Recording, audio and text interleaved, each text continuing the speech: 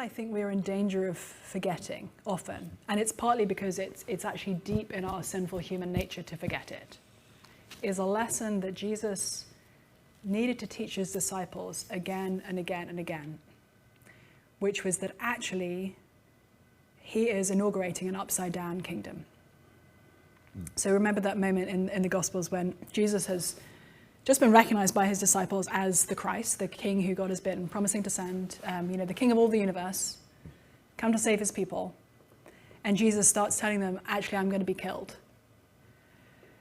And how do they respond? I mean, it's brutally embarrassing when you read in the Gospel accounts. They start arguing about which of them is greater. Uh-huh. They're sort of jostling for position in Jesus' kingdom. Mm-hmm.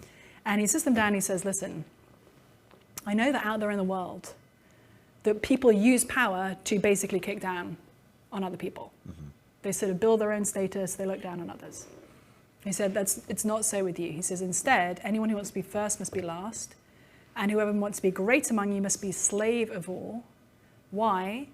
Because even Jesus, the Son of Man, didn't come to be served, but to serve and to give his life as a ransom for many.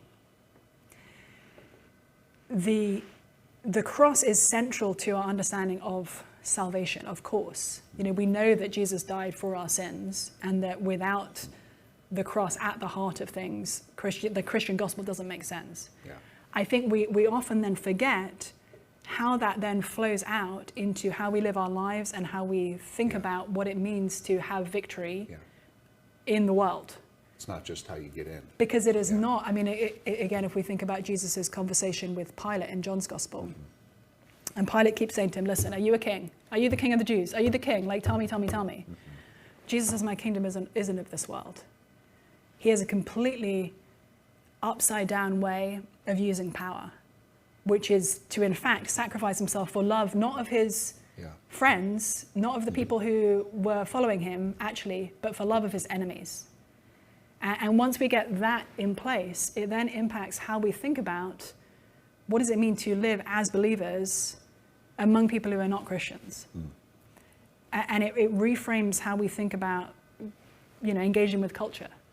Because it becomes then not about how can we gather power and use it to come to over against culture, to press others down. We actually think about what is Jesus' model for us? It's a model of victory through sacrifice. I mean, it's fascinating, even if you read in the book of Revelation, fascinating book that I certainly have only scratched the surface of understanding. But you see this picture of Jesus' victory, and how is Jesus depicted in the book of Revelation, like often as the sacrificial lamb. Yeah. And it's like he has sacrificed himself and won the victory by what looked like the greatest defeat. And I think often we get into such a sort of victory mentality that we think what we need to do is sort of by any means, whether they're Jesus' means or otherwise, that we need to sort of gain as much power as possible, and that our approach to our enemies needs to be to essentially hate and reject them. Well, what's Jesus' teaching and what's his model and example? It's actually to love our enemies. And so I think once we start recognizing that the cross is yes, how we're saved, but also then a picture of how we are to live. It then changes how we think about success and failure, and it changes how we think about engaging culture. It changes how we think about raising our children. It changes everything. Very counterintuitive. Yeah, it's counterintuitive, and it's counter to our sinful nature. Yeah. Because I instinctively want to build myself up. And I frankly would rather kind of look down on you. I mean, not just you personally, but I'm instinctively wanting to make much of myself, and that often at the expense of others. To me looking down my nose at others because they don't meet the standard that I have myself. Yeah. Okay. And building up my own capital and my own status and my own whatever it is, when Jesus always was looking at those with the least status and the least sort of seeming cultural kind of value, and actually prioritizing them. It's a very topsy-turvy approach. That's probably why he had to explain. He almost couldn't answer it directly, because if he did, they probably would have filtered it through their framework of what they thought the Messiah and the kingdom should be.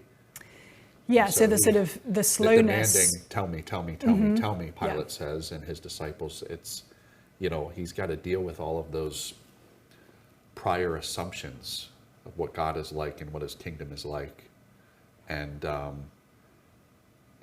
if they're going to skew the answer, you have to be careful with the way you answer. But I'm assuming we have those same assumptions operating sometime about who Jesus is, what he should be, and then what the church should be too. Yeah. That's such a hard philosophy to embrace, I guess, unless the resurrection were true. Right. Because you're giving away everything in a sense. Yes. To others. But if the resurrection is true, you're not really losing. Yeah, I mean, anything. I love how Jesus says, two of Jesus' famous sayings kind of come together as a package deal. So first he says, anyone who wants to come after me must deny himself and take up his cross and follow me. And that's something I don't think we take half seriously enough. I mean, if it weren't true, I would never give that advice to anybody. Right. It's definitely like a losing marketing strategy, right? Come and follow me. It's going to be a road to a very painful and humiliating death. Yes. And then he says, anyone who wants to save his life will lose it, but whoever loses his life for my sake will find it. Yeah.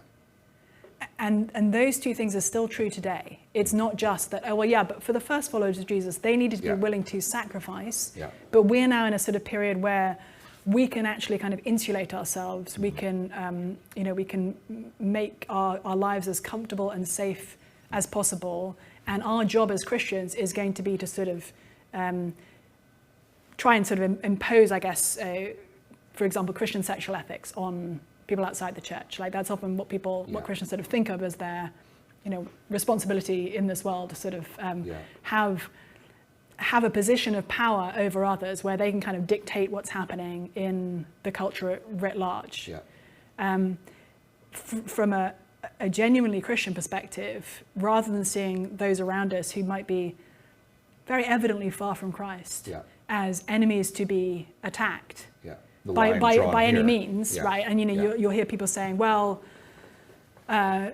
sure, like once upon a time it worked to use the kind of biblical methods of prayer and love and hospitality and evangelism and like those sorts of things, and like gentleness. I mean, I love how Peter says that we should always be ready to give a reason for the hope that we have, but we should do so with gentleness and respect. Yeah.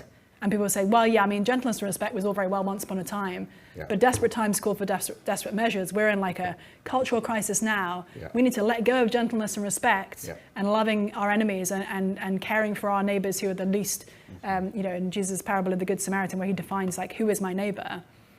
He says it's like the guy who's left by the side of the road bleeding out, who you don't know at all, and who actually is from a different like racial and religious group than you, which is the story of the Good Samaritan. We say, well, never mind that. We need a sort of a strongman approach now. Yeah. I'm like, well, actually, the hero, the strong man of the Bible is Jesus. Mm-hmm. The strongest man who ever lived died the most painful and agonizing death who ever died, for love of his enemies. So we're not winning any victories for Jesus if we're not using Jesus' methods. We put a lot of stock in political engagement, which is more power-oriented as opposed to maybe working through the arts a little bit more. Literature, music, technology, science. It's as if we've kind of abandoned those institutions which we were leaders in culturally, and then we've kind of put a lot of our stock, and maybe this is just a Western thing, but it'd be interesting to get your perspective on that. If that's maybe why we've done that. And if you think that's maybe the best approach at engaging culture, or if we've lopsided it, if that makes sense? Yeah, I think there's some truth in that we as, if we recognize that Jesus is Lord in every single area, so whether it's over the kind of things that we produce in terms of music or in terms of art or in terms of academic study, that we need to be giving ourselves, if God has sort of designed us with those capabilities, we need to be worshipping Jesus in the arts. We need to be worshipping Jesus in the sort of musical and performing arts. We need to be worshipping Jesus through scientific study, we need to be worshipping Jesus through our philosophical studies, like all of that is important. I don't think political engagement is bad per se, at all, actually. I think a political engagement that says, okay, what does it look like to use any power that we have to advance the kinds of things that Jesus is calling us to in the New Testament? I think that's good, but we need to be really careful to make sure that we're actually doing that. And I think what we've tended to see in, and this is true in different ways in the UK, we have a sort of slightly different political scene in the UK, but one of my observations when I moved from the UK to the US was that, I was observing two political parties that were in different threads, like they were drawing on Christian arguments actually in different directions. So there would be, you'd have people over here who are drawing on Christian arguments and understandings when it comes to marriage, for example, or the unborn. And then you'd have people over here who are drawing on Christian arguments when it comes to like caring for the most vulnerable, caring for immigrants and refugees, caring for those who are being sort of poor and at the bottom of the pile, as it were. And I think it's really important for Christians to be engaged in politics. I think we should have a lot of vigorous conversations around how can we best care for the poor? How can we best care for refugees and immigrants? And I don't think that you can open the Bible and sort of find a particular political program that's going to necessarily be the right way. So I think we should be having those who are trained in economics should be thinking carefully about how do we do that.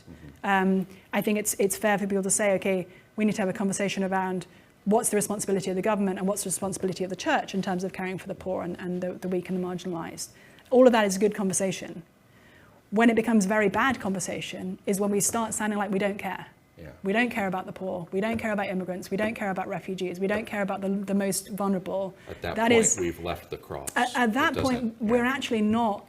We're not engaging Christianly in the political world because the same. And I think this is a critique of both the right and the left. Actually, the reasoning behind caring for the unborn is the exact same reasoning, Christianly speaking, as the reasoning behind caring for a refugee who's desperately poor and maybe has been, politically under threat in the nation that they've come from.